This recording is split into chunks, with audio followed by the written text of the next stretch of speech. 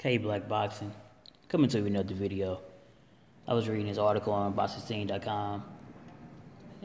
it's no article I was reading. Adonis Stevenson would like to fight the winner of Ward-Kovalev rematch.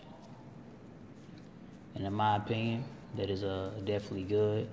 I know Kovalev got a rematch himself this weekend, fighting for Ford, and he said, get past that, he would like to fight the winner of Ward-Kovalev, man. I'm definitely for that because that means not only unification but undisputed will be on the line if the winner of Ward-Kovalev did decide to fight Stevenson. Ward holds the IBF, WBA, and the WBO version of the light heavyweight titles, and Adonis Stevenson holds the WBC. So that winner would definitely be the undisputed champion. At that time I would call him a champion because, like I said before in previous videos, man, they're nothing but title holders at this point, and this is what it is. It's not, I'm not trying to talk bad about the fighters, man, but, you got to have one champion. You can't have 4 title holders. Like in some divisions, they definitely have 4 title holders. But he said the fans want to see it, and he said it's been a while now since he's been a king at 175, and he believes he's a king of the light heavyweight champions, and he won all the titles in his hands, and he said the fans wanted too. That's what Adonis Stevenson is saying in this article. One thing I do agree, whether the fans want to see him with all the titles or not, but anyway, I don't know if I agree with that wholeheartedly, but if he was to blast out the winner of Kovalev and Ward, he deserved to have all the damn titles, But one thing I do agree with him with, that it does deserve to be one king, man. Like I was just saying, one champion. You want to be recognized. And the only thing I can see holding a matchup like that, holding it up, is because Stevenson got mandatory as well. Now the difference is with some of these guys that come out of nowhere and only been in mandatory for a day, and they think they deserve a damn title shot when they only got 12 fights. I'm not going to even mention the goddamn fighter name, but this motherfucker could potentially hold up a undisputed match at 140. But anyway, I'm just talking about 175 today. Only thing I can see that's holding up that for Adonis Stevenson is the leader, Alvarez, man. Alvarez been his mandatory for a while.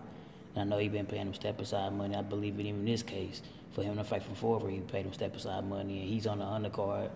Alvarez is going to fight Pascal. And I know that is for basically saying that if I win against Pascal, I get that #1 contender shot at Stevenson. And I said, Alvarez been his mandatory for a while, man. So in that case, I definitely understand. So I don't know if he would take more step-aside money for Stevenson to go against the winner of Ward and Kovalev. Like with all these politics and everything, you just never know what would happen, man. But the one thing I do know, Ward and Triple G are the only 2 fighters that really truly one belt away from being the undisputed champion. Both of those guys hold 3 of the major belts. And in my opinion, even though I know Triple G is fighting Canelo in September, Billy Joe Saunders was calling that guy out like crazy, and I truly believe that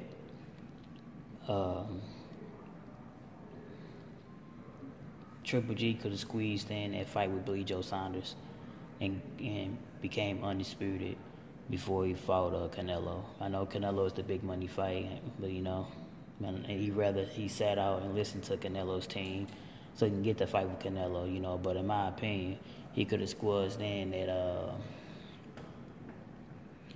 Billy Joe Saunders fight, man, become undisputed and still fight Canelo. It would have been all in great timing, But hey, it didn't happen that way, and we don't know what's going to happen. Rather, who went between Canelo and Triple G? It doesn't mean they're going to get a guaranteed shot from Billy Joe Saunders. He might go back to Billy Ho Saunders. I'm just being totally honest. But Adonis Stevenson truly haven't really been doing nothing for the last couple of years. Since he beat Chad Dawson for that title, he haven't really done anything. I know he had opportunities to fight Kovalev, but a lot of things excuse me. A lot of things happened. For one reason or another, the fight didn't come off. You know, he could have been undisputed a long time ago, at least 2-3 years ago. But like I said, the fight didn't happen. So now, him basically, he's been harboring the title, you know, and chilling with it. He called himself the king of the division, and he's a lineal champion as well. You know, basically saying he got the Ring Magazine belt, but he really he haven't done anything, man. He let people like Kovalev continue to collect titles and surpass him. Even a guy like Andre Ward, who just got into the division, already took on a big challenge with Kovalev, beat him, and now he's fighting for a rematch. You know, so now Stevenson is basically, you know, like, oh, I want the fight, and even though I think it would be a good fight, but man, he should have been in the mix regardless. You know, what Ward at now, it clearly could have been, it could have been Stevenson right there, but it didn't happen that way. So he got the title and fought once a year against less than stellar opposition. You don't even want to give Alvarez his mandatory shot. So I don't know, man. Like I said, I believe Stevenson and the winner between Ward and Kovalev would be a good fight because Undisputed would be on the line. But I won't be surprised if the fight don't come off, you know, not at the end of the year anywhere like Stevenson would like it, because I'm pretty sure Alvarez is going to win his title shot. And this is how it goes, man. So what do you guys think, man? Like, comment, subscribe, and we'll see how it goes in this light heavyweight division. You know, just like I said, both of the guys fighting this month. We're fighting in June, so we just see how everything goes. Okay, Black Boston signing out.